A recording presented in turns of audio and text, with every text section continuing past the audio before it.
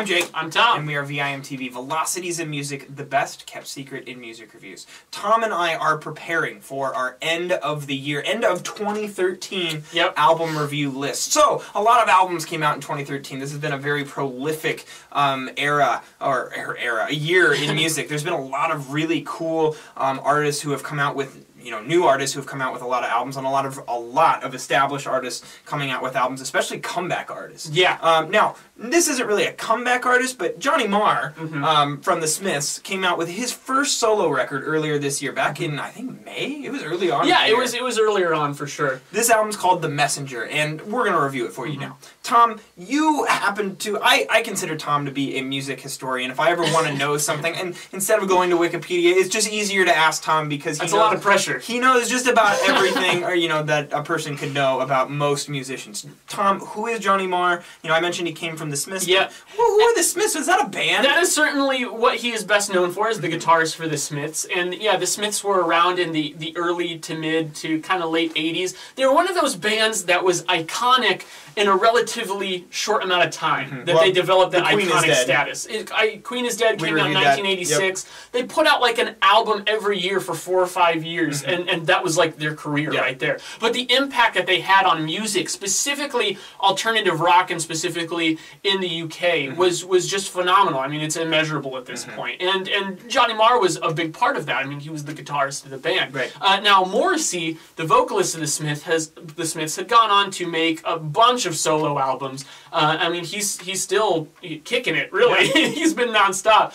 Johnny Marr still is the kind of guy, though, where it's like he prefers to get involved in other projects. Yes. He's been working with a lot of other bands, notably Modest Mouse recently, which was kind of odd, but in the... You got to see him live, I did, yeah. Back in 2007, 2008, I got to see them when they were touring for We Were Dead Before the Ship Even Sank, and so getting to see Johnny Marr play guitar was just, it was a pretty epic thing. It was, because the guy, I mean, you just see him, and it's just... the guy knows what he's doing, But then seeing him on his own in an album like The Messenger, it's a whole different context because it's not just about supporting with his amazing guitar skills. He's at the helm for songwriting. There's so much more responsibility that's laid on him. So it's interesting to see what his songwriting chops are like on their own. And I gotta say, I definitely enjoyed this album. I think that Johnny Marr is a good songwriter, but this album didn't blow me away. No, it definitely doesn't blow. I don't think it doesn't blow you away. It's Brit rock. Yeah. Let's get down to it. There's a lot of Brit rock influence all over The Messenger. And it's really just about how Johnny Marr puts his own spin to it. In some of the songs I feel like sound like part and parcel with a lot of other Brit rock artists that have come out in the last 20, 30 years. And some of it, he actually does a really good job of making a very unique sound. Yeah. Particularly what I get impressed with on this album is just the guitar melodies. I mean, and what else do you expect from this guy? But I mean, this album is just sprinkled with guitar, like awesome, beautiful guitar melodies that get stuck in my head and will not leave, like on the Crack Up, track 10. Oh, that's a great song. Lockdown, track 5, another one. Like, these guitar melodies are just ingrained in my head, and all day long I can't stop listening to that song. In my head. I'm in meetings at work just singing this song.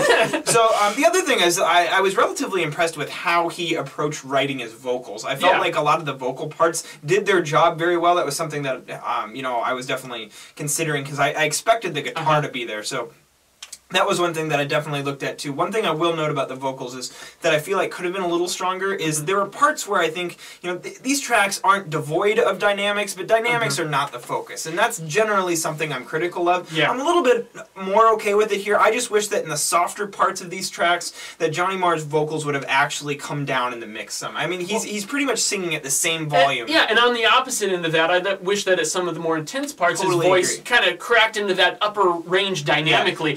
It just feels kind of monotone and flat. Well, and it just goes to show you that the guy, his vocals aren't his forte. Yeah. He's a guitarist first and foremost, and actually he's got a very good voice. It reminds me a lot of Bono. Right. Absolutely. And Bono's a hell of a good singer. So I mean, I definitely take that as a compliment, Johnny Marr. But you can tell that he just doesn't quite have the range. He doesn't quite have the diversity as a vocalist to make that the forefront of his music. Right. So that's why you get that where he's singing a little more monotone, a little more in just that kind of mid-range change dynamically because it's like he just can't quite pull it off. And I think that he did a decent job of writing his songs and writing his vocal melodies to accommodate for that, but it's still a limiting factor. You know, I mean, there's just no way around it. Yeah, I think he does a really good job on this record of referencing many different influences. There's tracks on this album that rock out a little bit more. There's tracks that are a little bit softer. There's even one track that's a little bit kind of poppy, and it has a little bit of a punk vibe to it too. And I just thought that the variety, the smorgasbord sort of style, where he's still able to keep it like one cohesive sound, that was kind of a cool approach. I mean, to me, it comes down to just relative track displacement. There's tracks on here that I just loved, and there's tracks on here that I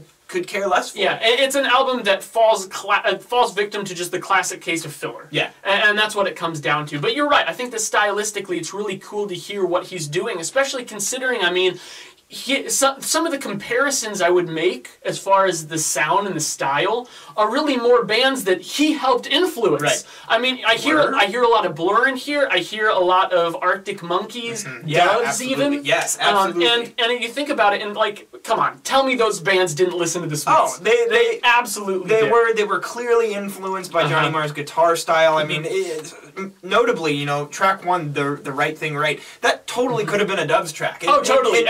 That's the first thing I thought. And Doves were clearly influenced by this guy. A number of other artists were too. So it's kind of a, I don't know, it's a trade-off, you know? Yeah, one thing that also I think is worth mentioning is consider some other classic kind of, you know, British guitarists that have come out with solo albums in the past. I think particularly of like Graham Coxon and Paul Weller.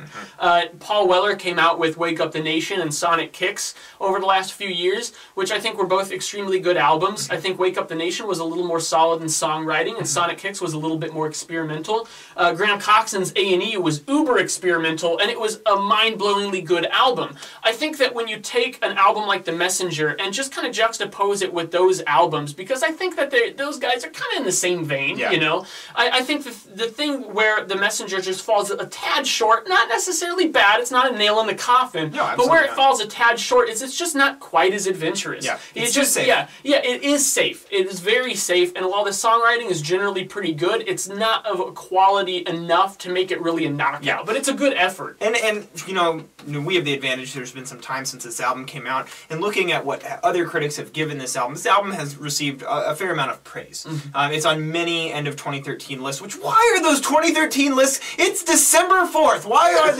these 2013 lists out? Like, do these... Don't release an album in December. It cannot be one of the best albums of the year if you release your album in December. It is just, by default, you will not get the best album of the year. True. So, anyways, this album has received a fair amount of praise, and I think it's a little bit overrated, just from the standpoint that had anybody else come out with this exact record, with another named artist of you know unknown artist, someone without the pedigree, right? This would not be nearly as popular, and that's just what.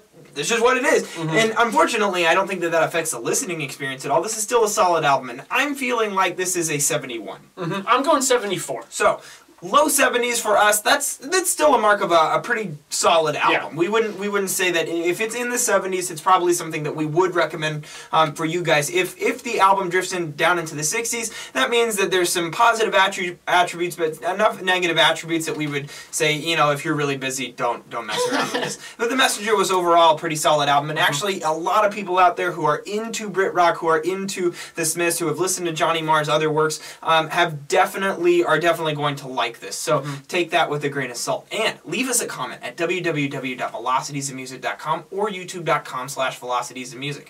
Also, follow us on Twitter, like us on Facebook, and let us know what albums you'd like to see us review on this channel. I'm Jake. I'm Tom. And we are VIMTV, moving music critique forward. Now there is no turning.